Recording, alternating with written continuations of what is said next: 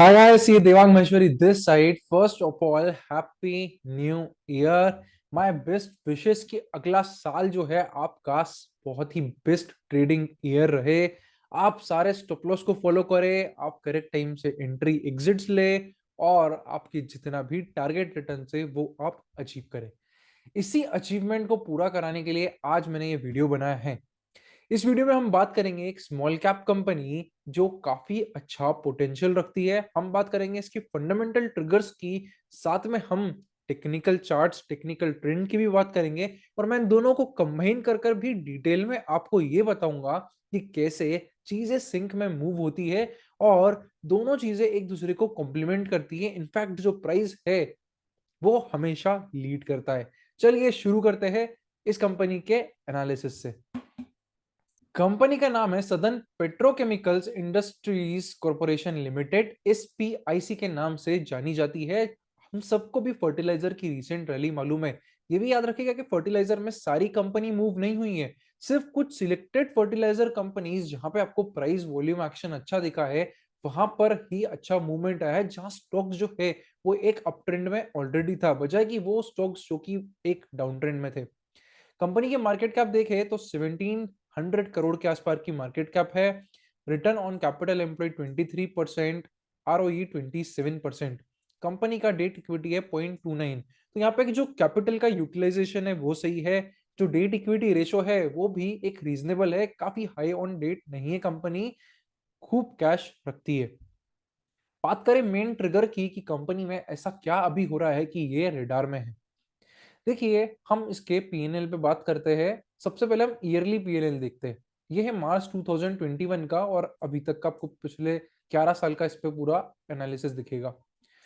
अब यहाँ पे ध्यान से देखिए कि ईपीएस किस तरीके से मूव हुआ है इन 11 ईयर्स में। यहाँ पे -37, -0.13, यहाँ पे 54 का ईपीएस एकदम से जंप हुआ। बट अब ध्यान से अगर देखेंगे तो ये purely other income related jump था, यानी कि यहाँ पर कंपनी के ऑपरेशन से कुछ प्रॉफिट नहीं हुआ था। अगर हम ये हटा दे तो कंपनी यहाँ पे अराउंड 1000 करोड़ के ओवरऑल लॉस पे थी।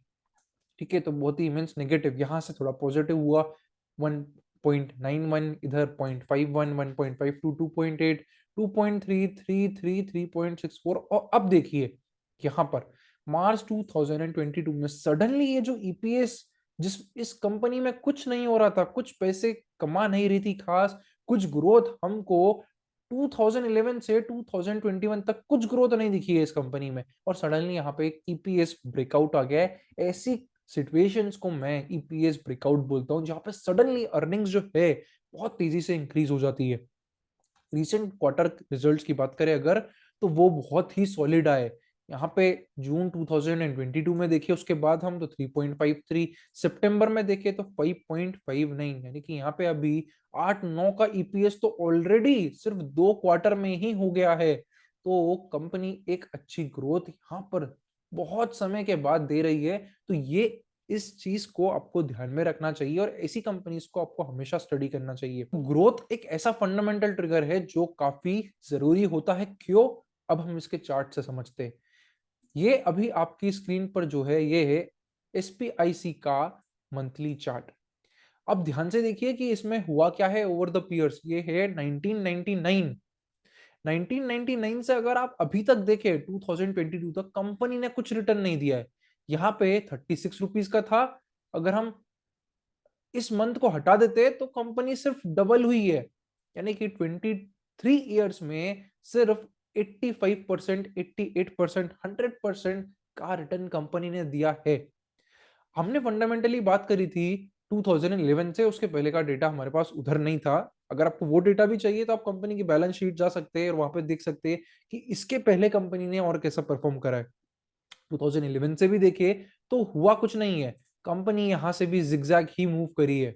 यहाँ से नीचे गई, ऊपर आई, फिर 1-2 साल कुछ नहीं हुआ, फिर थोड़ा अपवर्ड मूवमेंट, फिर फुल डाउन ट्रेंड, फिर अपवर्ड मूवमेंट, फिर साइडवेज।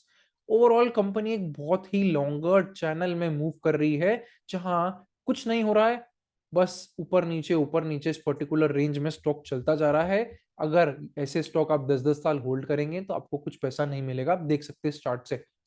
ऑल्टरनेटिवली आप आपको मैं एक अलग व्यू बताता हूँ, एक अलग तरीका कि कैसे ऐसी कंपनीज को देखे।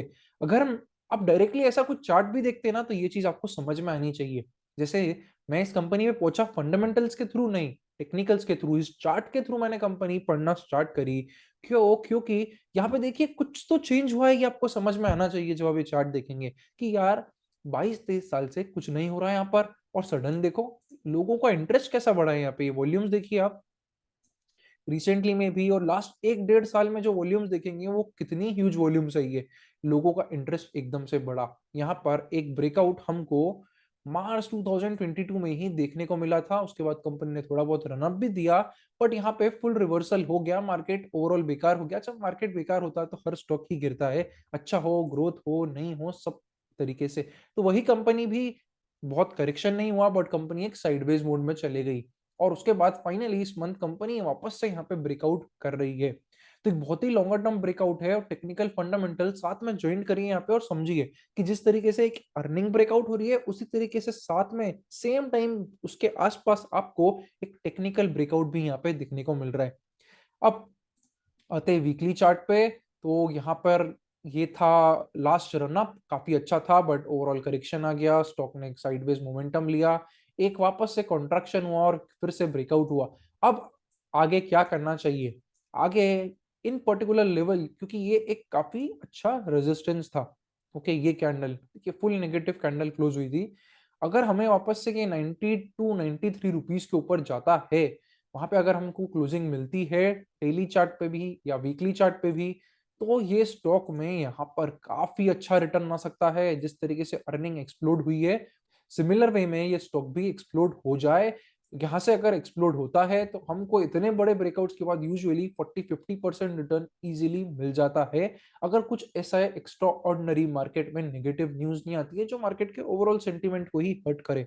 तो ये है स्पिक का कंप्लीट एनालिसिस। वीडियो अच्छा लगा हो तो लाइक जरूर कर दीजिएगा, और क्या आप इस कंपनी में बुलिश है या नहीं है कमेंट में मुझे जरूर बताइएगा। चलिए मिलते हैं फिर से अगले ऐसे ही टेक्नो फंडा एनालिसिस में।